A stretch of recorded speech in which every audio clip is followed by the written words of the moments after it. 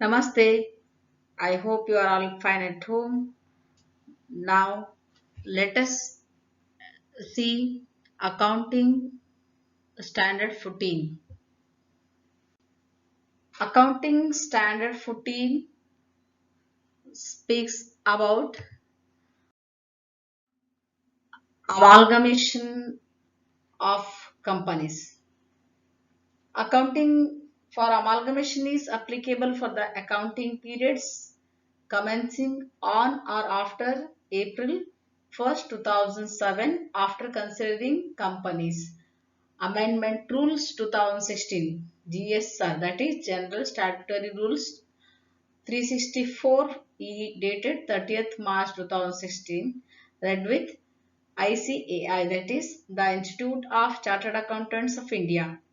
Press release dated 28 September 2016 titled Amendment to Accounting Standard 2, 4, 6, 10, 13, 14, 21 and 29 issued by the Institute of Chartered Accountants of India pursuant to issuance of amendments to accounting standards by the MCA, that is Ministry of Corporate Affairs, in September 2016.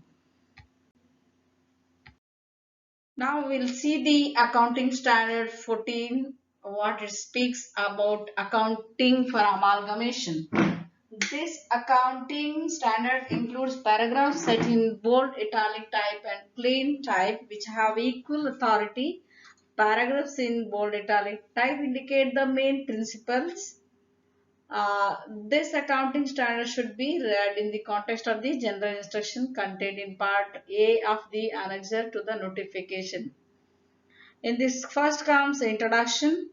So the paragraph 1 says about the introduction that the standard deals with the accounting for amalgamation and the treatment of any resultant goodwill or reserves.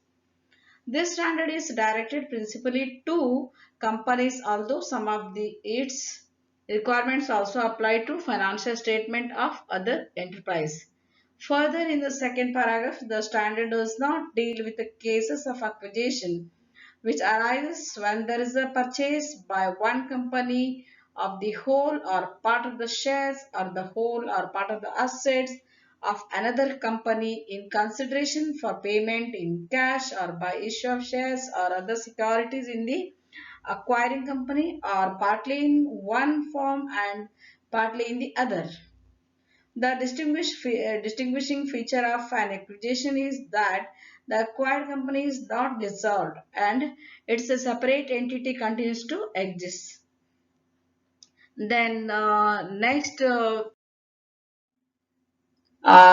this heading is definitions. The third paragraph defines the important here terms.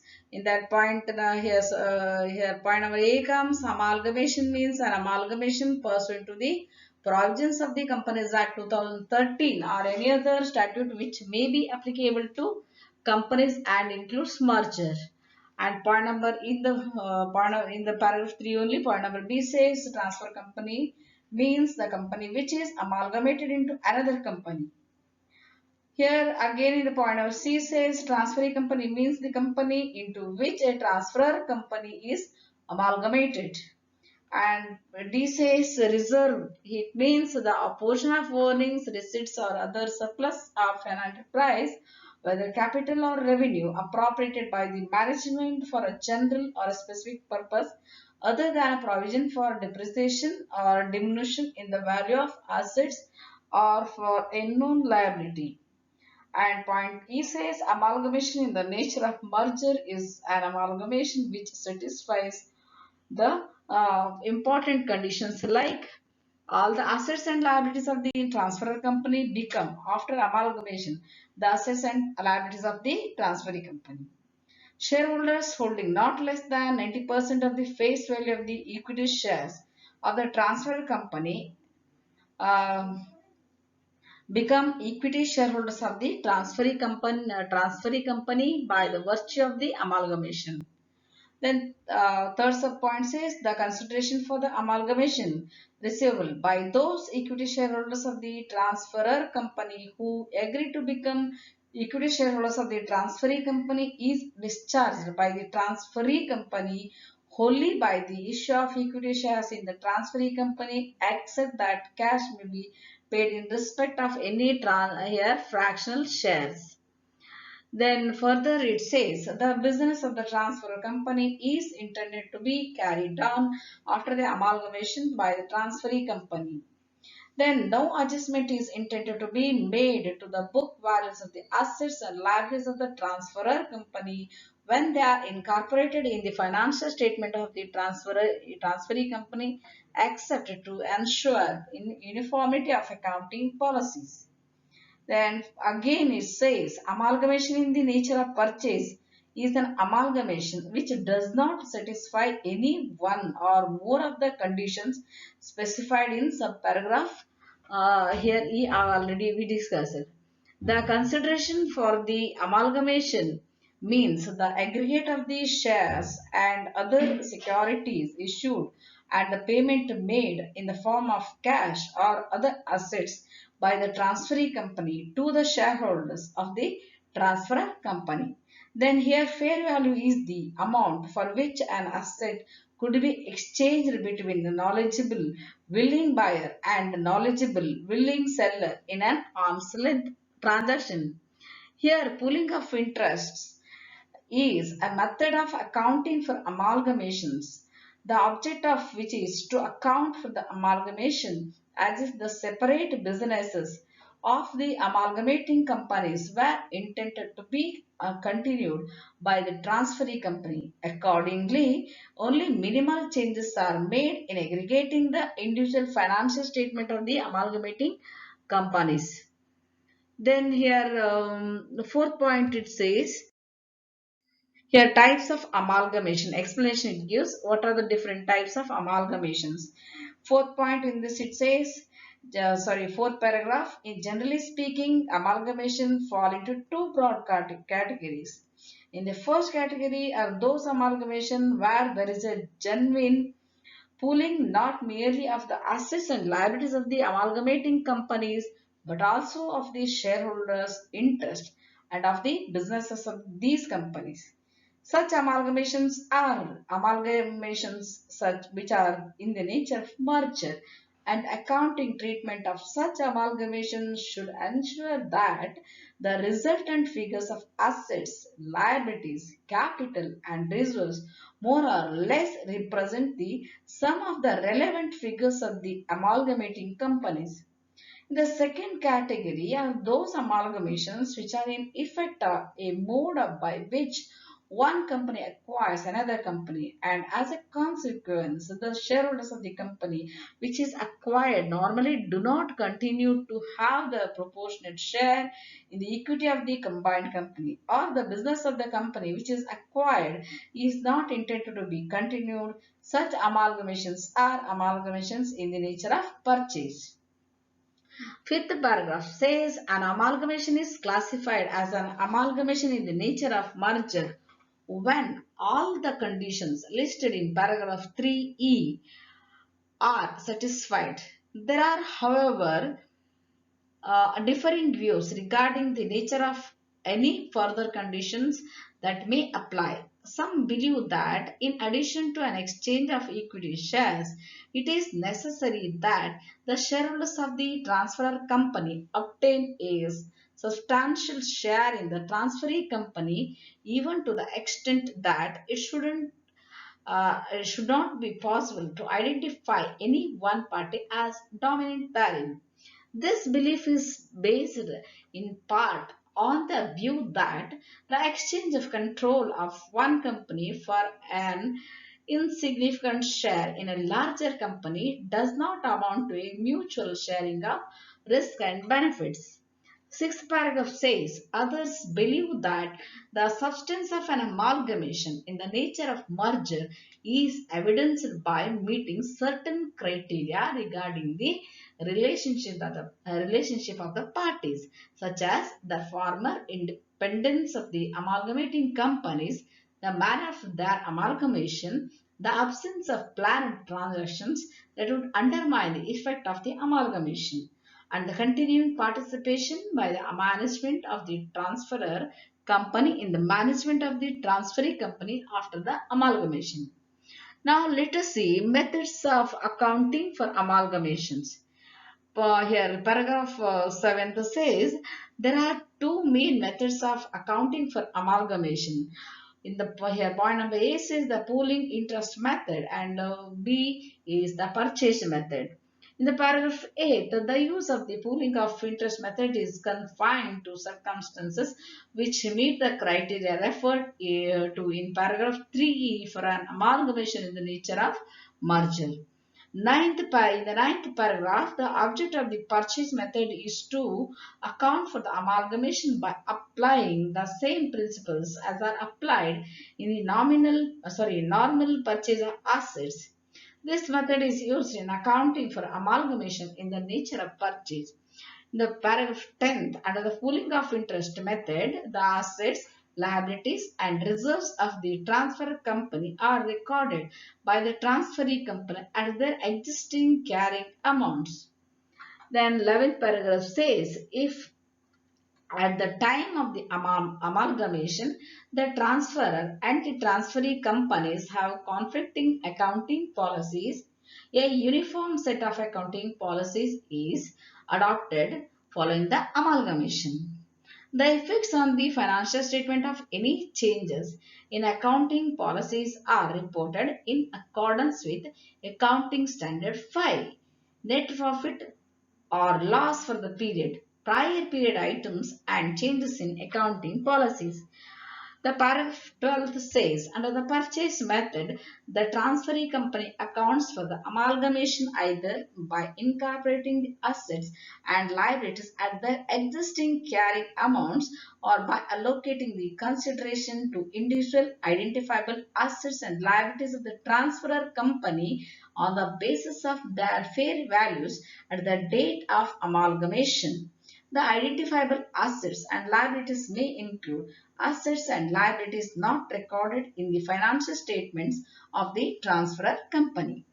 And 13th paragraph says where assets and liabilities are restated on the basis of their fair values, the determination of fair values may be influenced by the intentions of the transferee company. For example, the transferee company may have a specialized use for an asset which is not available to other potential buyers. The transferee company may intend to effect changes in the activities of the transferor company which necessitates the creation of specific provisions for the expected costs, that is, planned employee termination and planned relocation cost.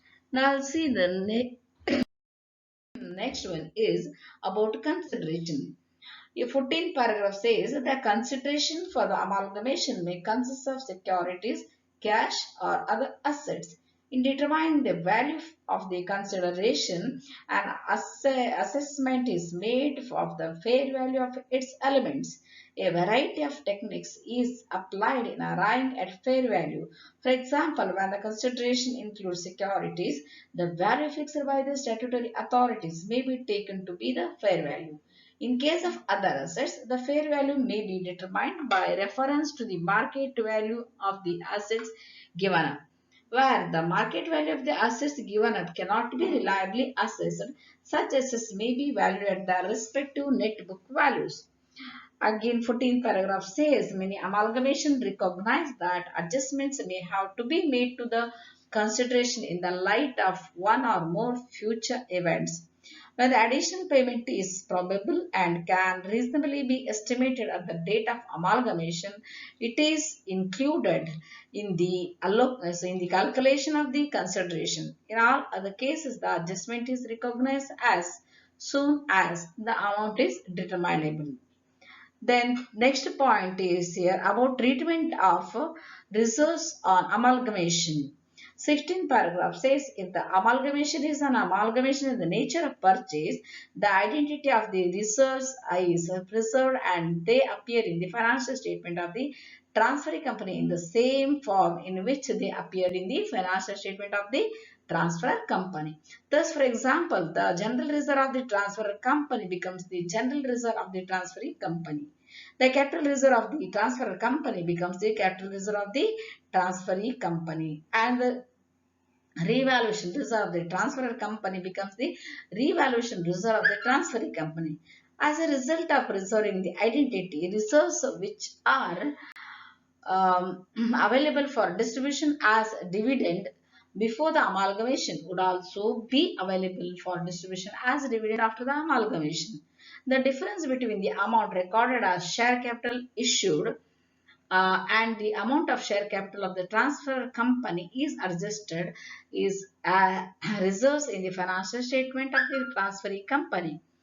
17th paragraph says, if the amalgamation is an amalgamation in the nature of purchase, the identity of the reserves other than the statutory reserves dealt with in paragraph 18 is not preserved.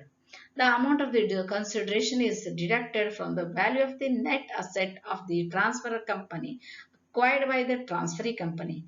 If the result of the computation is negative, the difference is debited to goodwill arising on amalgamation and dealt with in the manner stated in paragraphs 19 to 20.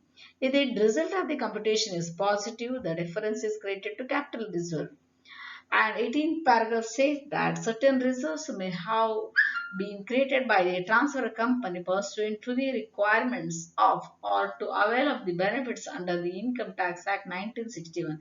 For example, development allowance reserve or investment allowance reserve, the Act requires that the identity of the reserve should be preserved for a specified period. Likewise, certain other reserves may have been created in the financial statement of the transfer company in terms of the requirements of other statutes. Though normally in an amalgamation in the nature of purchase, the identity of reserves is not is preserved.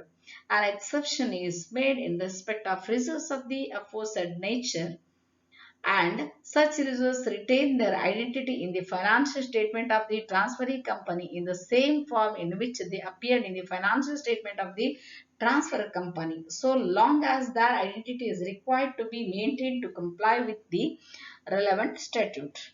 This exception is made only in those amalgamation where the requirements of the relevant statute for recording the statutory reserves in the books of the transferee company are complied with. In such cases, the statutory reserves are recorded in the financial statement of the transferee company by corresponding debit to a suitable account head, that is, amalgamation adjustment reserve, which is presented as a separate line item. When the identity of the statutory reserves is no longer required to be maintained, both the reserves and the aforesaid account are reversed. And then next is about treatment of goodwill arising on amalgamation. 19th paragraph says goodwill arising on amalgamation represents a payment made in anticipation of future income, and it is appropriate to treat it as an asset to be amortized to income on a systematic basis over its useful life. Due to the nature of goodwill, it is frequently difficult to estimate its useful life with reasonable certainty. Such estimation is therefore made on prudent basis. Accordingly, it is considered appropriate to amortize goodwill over a period not exceeding 5 years unless a somewhat longer period can be justified. 20th paragraph says factors which may be considered in estimating the useful life of goodwill arising on the amalgamation include the foreseeable life of the business or industry, the effects of product obsolescence, change in demand, and other economic factors, the service life expectation of key individuals or group of employees, expected actions by competitors or potential competitors, and legal and regulatory or contractual provisions affecting the useful life. Next one is about balance of profit and loss account. The paragraph 21, in the case of an amalgamation in the nature of merger, the balance of the profit and loss account appearing in the financial statement of the transfer company is aggregated with the corresponding balance appearing in the financial statement of the transferring company. Alternatively, it is transferred to the general user if any. 22nd paragraph says, in the case of an amalgamation in the nature of purchase, the balance of the profit and loss account appearing in the financial statement of the transfer company, whether debit or credit here loses its identity. The next is about treatment of reserves specified in a scheme of amalgamation. 23rd paragraph says the scheme of amalgamation sanctioned under the provisions of the Companies Act 1956 or any other statute may prescribe a treatment to be given to the reserves of the transfer company after its amalgamation. Where the treatment is so prescribed, the same is followed. In some cases, the scheme of amalgamation sanctioned under a statute may prescribe a different treatment to be given to the reserves of the transfer company after amalgamation as compared to the requirement of this standard that would have been followed had no treatment been prescribed by the scheme. In such cases, the disclosure here, some items are to be disclosed. They are in the first financial statement following the amalgamation. Those are point number a description of the accounting treatment given to the reserves and the reasons for following the treatment different from that prescribed in the standard. Deviation in the account, point number B says deviation in the accounting treatment given to the reserves as prescribed by the scheme of amalgamation sanctioned under the statute as compared to the requirement of this standard that would have been followed and had no treatment been prescribed by the scheme. Point number C says the financial effect, if any, arising due to such deviation. Next is about disclosure. See, the paragraph 24 says for all amalgamation, the for here the sum of the disclosures are to be considered appropriate in the first financial statement following the amalgamation. Those are point number A, names and general nature of business of the amalgamating companies. B says effective date of amalgamation for accounting purpose. C point says the method of accounting used to reflect the amalgamation. And D, particulars of the scheme sanctioned under statute. Paragraph 25 says for amalgamations accounted for under the pooling of interest method, additional disclosures are considered appropriate in the first financial statement following the amalgamations. Those are description and the number of shares issued together with the percentage of each company's equity share exchange to effect the amalgamation. Point of B is the amount of any difference between the consideration and the value of net identifiable asset acquired and the treatment thereof. 26 paragraph says for amalgamation accounted for under the purchase method, some additional disclosures are considered appropriate in the first financial statement following the amalgamation. Those are point number A, consideration for the amalgamation and a description of the consideration paid or contingently payable. And point number B says the amount of any difference between the consideration and the value of net identifiable assets acquired and the treatment thereof, including the period of amortization of any goodwill arising on amalgamation. The next one is amalgamation after the balance sheet date. 27th paragraph says when an amalgamation is affected after the balance sheet date, but before the issuance of the financial statement of either party to the amalgamation, disclosure is made in accordance with accounting standard 4, that is, contingencies and events occurring after the balance sheet date, but the amalgamation is not incorporated in the financial statements. In certain circumstances, the amalgamation may also provide additional information affecting the financial statement themselves, for instance, by allowing the going concern assumption to be maintained. Then we'll see some main principles. What are those? Accounting para is standard accounting para here 14 paragraph, paragraph 28 says an amalgamation may be either point number A, an amalgamation in the nature of merger, or B, an amalgamation in the nature of purchase.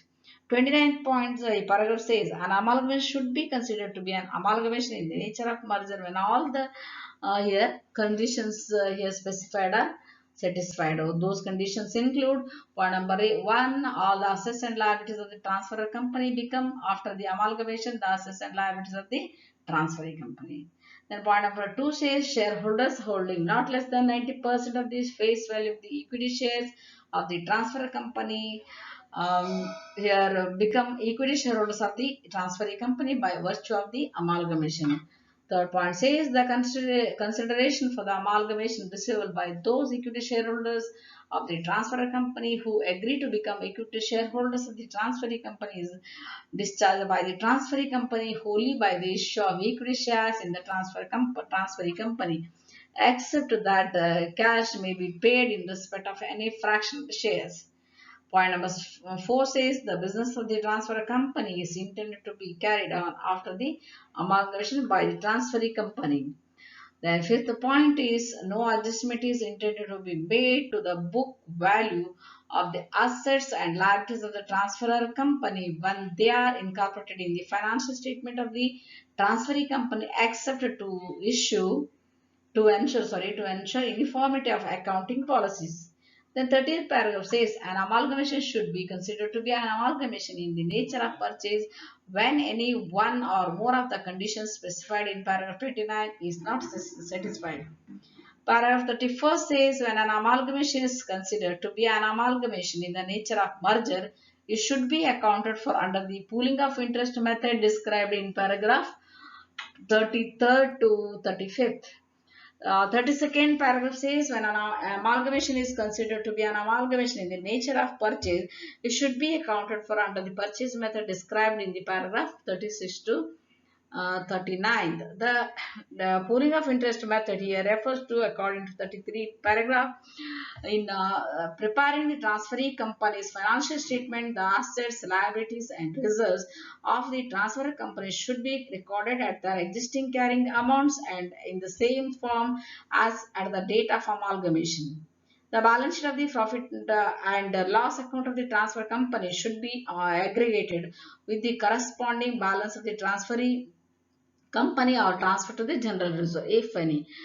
The 34th paragraph says if at the end, at the time of amalgamation, the transfer and the transferee companies have conflicting accounting policies, a uniform set of accounting policies should be adopted following the amalgamation.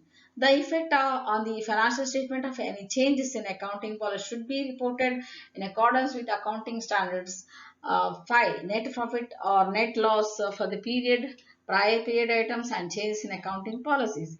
35th paragraph says the difference between the amount recorded as share capital issued and the amount of share capital of the transfer company should be adjusted in reserves. Then the purchase method says, and in the 36th paragraph, in preparing the transferee company's financial statements, the assets and the liabilities of the transferor company should be incorporated at their existing carrying amounts, or alternatively, the consideration should be allocated to individual identifiable assets and liabilities on the basis of their fair values at the date of amalgamation. The reserves here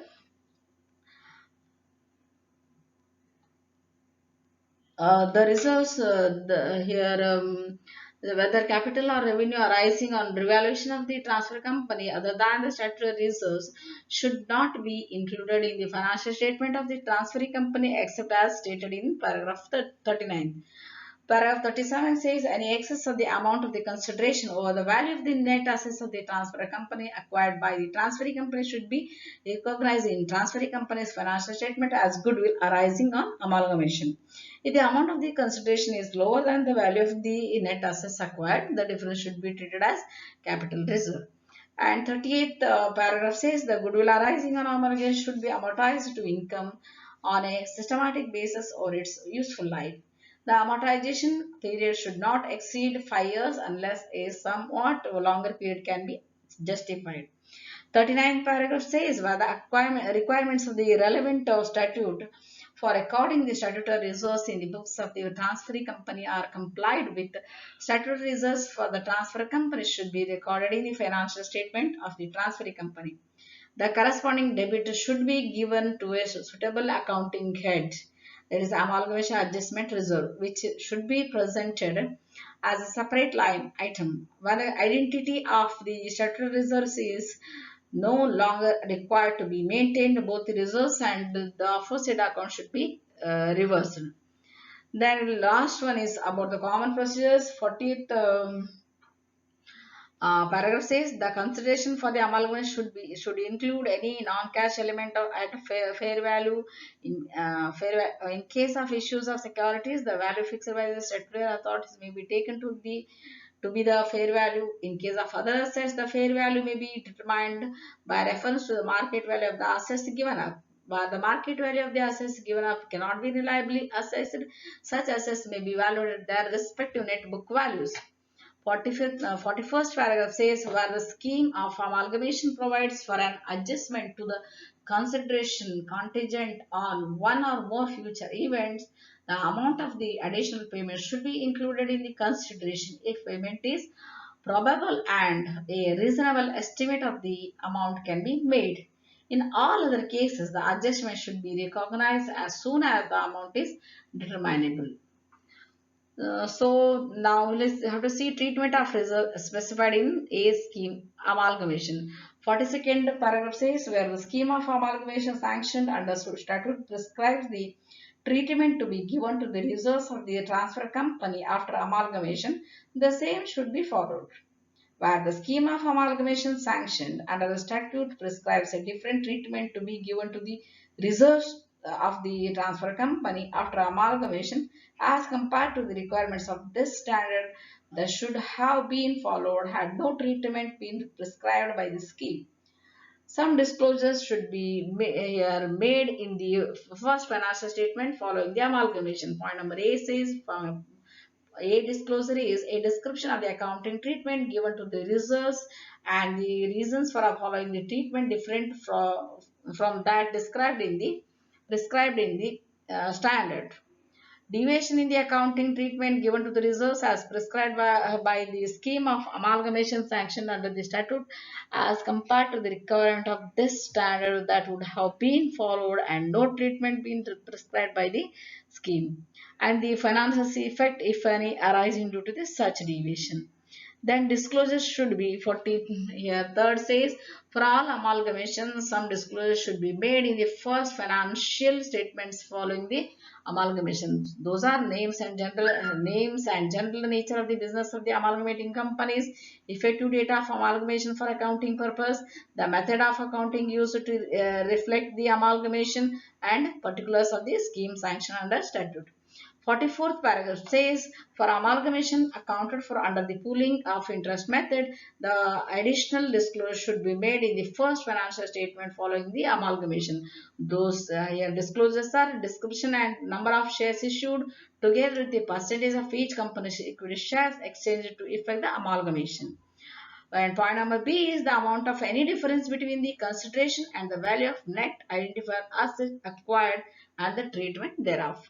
45th paragraph says, for amalgamation accounted for under the purchase method, some additional disclosure should be made in the first financial statement following the amalgamation.